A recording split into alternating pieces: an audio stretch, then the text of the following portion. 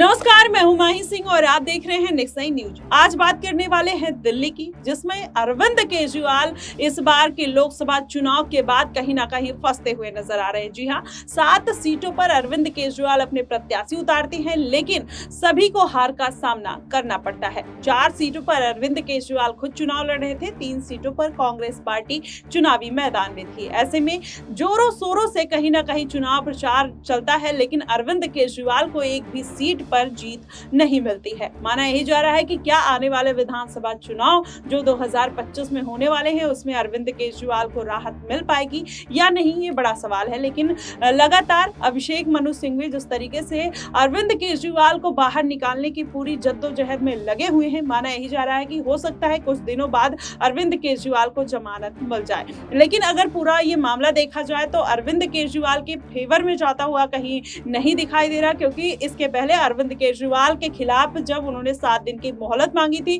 तो अदालत ने उस मोहलत को कहीं ना कहीं ठुकरा दिया था, जिसमें उन्होंने साफ तौर पर कहा था कि जब आप 21 दिन के लिए जेल से बाहर थे तो आपने किसी भी तरीके का टेस्ट क्यों नहीं करवाया, आपने इतनी ज्यादा भागे दौड़ी करने की क्या जरूरत थी। इस तरीके से ईडी और सुप्रीम कोर्ट दोनों की तरफ से सवाल उठाए गए। अब ऐसे में अरविंद केजरीवाल को कहीं ना कहीं अपने हेल्थ की चिंता है, वो बार बार इसी बात का हवाला देते हुए नजर आ रहे हैं कि उनको जेल से बाहर निकाला जाए, और उनका वहां पर जेल में कीटोन लेवल बढ़ा हुआ है, जिसकी वजह से उनको खासा दिक्कतों का सामना करना पड़ रहा है। ऐसे में अभी अदालत ने इस बात को संज्ञान में लिया है, लेकिन आने वाले दिनों में अरविंद केजरीवाल को इस बार 7 दिन की मोहलत मिलेगी या नहीं, ये देखने वाली बात होगी। लेकिन अगर पूरा मामला देखा जाए तो मनीष सिसोदिया और अरविंद केजरीवाल और सत्येंद्र जैन के जेल में रहने से कहीं ना कहीं पार्टी की जो मुश्किलें हैं वो लगातार बढ़ रही हैं। ऐसे में 7 लोकसभा सीटों पर हार जाना और आने वाले विधानसभा चुनाव में कहीं ना कहीं अरविंद केजरीवाल के लिए खासा दिक्कतों का सामना करना पड़ सकता है, क्योंकि अगर पूरा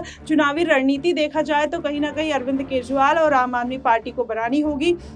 क्योंकि इस बार भारतीय जनता पार्टी किसी भी तरीके का रिस्क नहीं लेना चाहेगी। जिस तरीके से भारतीय जनता पार्टी को इस बार यूपी में शिकस्त देखने को मिली है, ऐसे में अब भारतीय जनता पार्टी इसकी पूरी समीक्षा करने में जुट गई है कि इस हार का कारण क्या है। तो ऐसे में अरविंद केजरीवाल के लिए बेहद अहम हो जाता है कि आने वाले चुनाव में किस तरीके से अपनी रणनीति बनाए और किस तरीके से चुनाव प्रचार और रैलियां करनी है, जिसकी वजह से उनको विधानसभा चुनाव में शिकस्त का सामना ना करना पड़े। अब देखना बेहद दिलचस्प होगा कि क्या वाकई में अरविंद केजरीवाल अपनी पार्टी को बचाने के लिए किसी भी तरीके का फैसला ले पाएंगे, या फिर जिस तरीके से उनके ऊपर एलजी का प्रेशर आता हुआ दिखाई दे रहा है इस्तीफे के लिए, अरविंद केजरीवाल को इस्तीफा देना पड़ेगा, तो वो अपना नया चेहरा और अपना नया उत्तराधिकारी किसे चुनते हुए नजर आएंगे। इन सभी तमाम सवालों के लिए जनता भी कहीं ना कहीं उनके मन में सवाल है, और अरविंद केजरीवाल भी इस सवाल का जवाब जेल में ढूंढते हुए दिखाई दे रहे हैं। फिलहाल आपको क्या कुछ लगता है कि आने वाले दिनों में अरविंद केजरीवाल